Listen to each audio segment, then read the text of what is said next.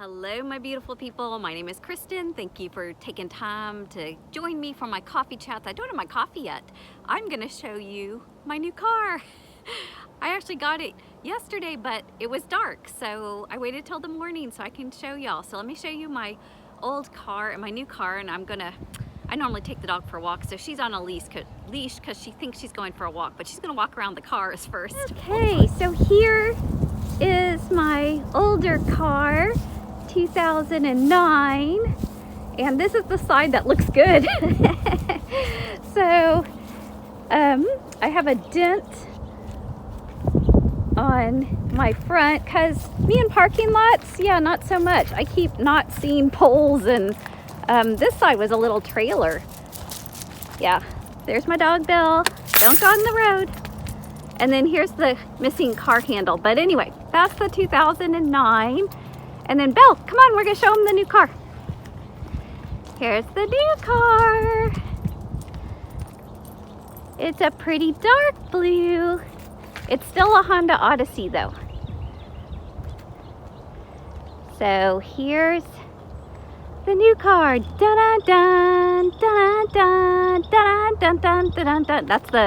That's the Price is Right music, y'all. In case you don't know, because I do it so well. So, how'd y'all like the car? It's new to me, so it's so funny. Okay, quick story about the dog. So, we always go out the back door, but this morning I was going out the front door to do the filming of the cars. But she only thinks the front door is associated with getting in the car and specifically going to the vet and things that are negative. So she was fighting me to go out the door. And it's like, no, we're going to take our walk. It'll be a positive thing. I'm just going to circle the cars and film and then we'll walk, right?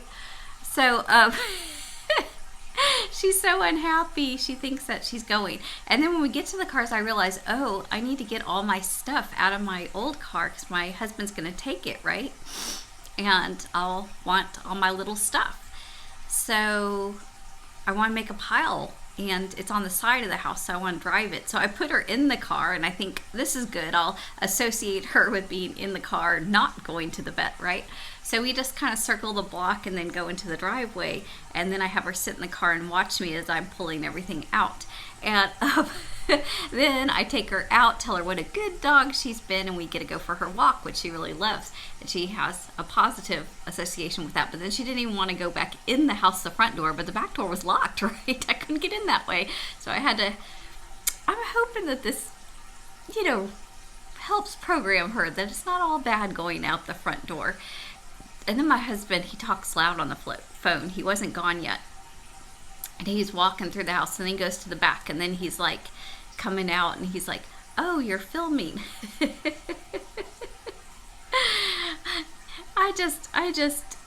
It's just little things.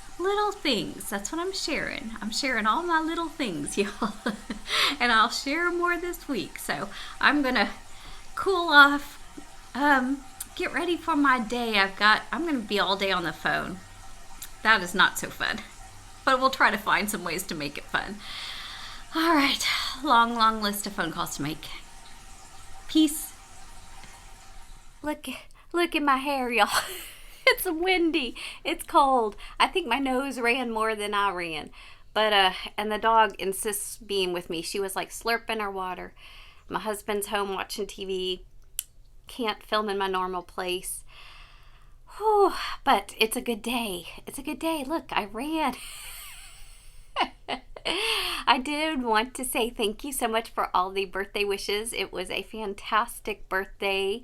I got up and ran with the dog. I even saw somebody I knew while we were out, and then came home, cleaned up a little, did filming of my nonfiction books, and then my youngest son, who's 20, it was so cute. He Zelled me $1 to buy the Pokemon research, and then we went out Pokemoning together. So it's just great.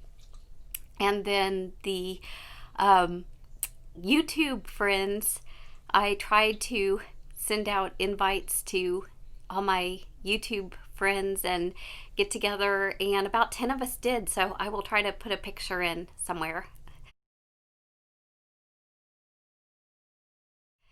And that was great. It was so great just seeing people and just chatting. I had a glass of wine. We played a couple games. And yeah, then my family ordered up dinner from a new to us Mexican restaurant and had some presents. So I'm pretty excited. I'm a pretty lucky girl. And now it's back to the grind. So I have 2 or 3 chores and 2 or 3 work related things, and got to get crack-a-lacking with my day. But it's been a good start to Monday for a Monday, and I just wanted to take time to say thank you for the birthday wishes. That was all to say thank you for the birthday wishes. It just was really, really special to have so many messages and people checking in on YouTube and Facebook, and just, feeling appreciated and loved and blessed, even in the midst of whatever trials life is throwing at us right now. Amen. So hang on. I've got stuff I want to share with y'all the rest of this week, and then I will close up the vlog. So happy Thanksgiving tomorrow when this video will post. Today is Tuesday, so it's 2 days before Thanksgiving for me. But I just wanted to share a little bit about what I know about the original Thanksgiving. I had recently read Nathaniel Philbrick's Mayflower. Rumor has it, I don't have the documented proof, but the journals and family papers state that my 23 greats grandfather came over on the 3rd sailing of the Mayflower.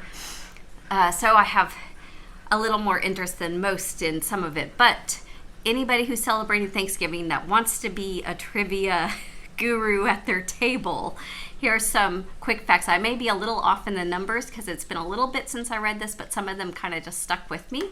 So the original sailing, actually, it had hardships from the beginning, y'all. It was not like a happy preschool drama, Pilgrims and Indians kind of situation, right? There's a lot of kind of really dark backstory. The original colonists, even in Europe, their ship had major problems. They had to find a different ship. They were delayed coming over. They then were in the stormy season of the ocean crossing and had even longer term and continuous seasickness because of the waves and storms. When they got there, they realized they had been pushed off course. They had been having plans and some resources in Virginia. They ended up in Massachusetts, as you know, where there's no colony. There's nobody friendly to greet them. Winter comes on because they've been delayed, right? They had hoped to be there in the warmer, and now they're in Massachusetts winter as opposed to Virginia winter, so even worse. And the Indian situation, I don't know that they meant to, they didn't know all the cultural goings-ons, and they had different alliances, and they aligned with one group of Native Americans. I say Indians, I know we're supposed to say Native Americans now, so forgive me. Native Americans who were opposed to a very fierce tribe. They had to move their colony, build a fort around their colony. Basically, by the end of the first year, y'all, the 108 passengers were down to like 58. It was brutal and challenging and hard. And, they did have a 3-day celebration. So maybe we should go back and reclaim that, right? They had a 3-day celebration with a tribe that they were aligned with, celebrating the harvest and the feast and the goodness, which the Native Americans had taught them how to, work that particular land. So there was a strong alliance and good culture exchange in that way, but there was, of course, all the atrocities and very dark side of the war on both sides, right? The Native Americans to the early settlers and the settlers back to the Native Americans. And it's good to find out about these history things too, for a couple reasons. One, so that we learn and we don't repeat some of the mistakes, or we can say, whoa, this is starting to be very similar to something we've already gone through, and we don't want to do that. We want to make some different choices, right? Or two, well, actually there's three because you get the trivia to like oust everybody at the Thanksgiving table. But the main one is the Thanksgiving itself, right? So we are having a very difficult year. And even despite that, we can find those silver linings. We can find that we have our health, or if we don't have our health, we have resources and access. They didn't have doctors or healthcare. They didn't have a grocery store to go to. They didn't have charitable organizations that were going to come give them a meal. Even in my city, I've had very in-depth conversations with our homeless, and they said they do not have to starve.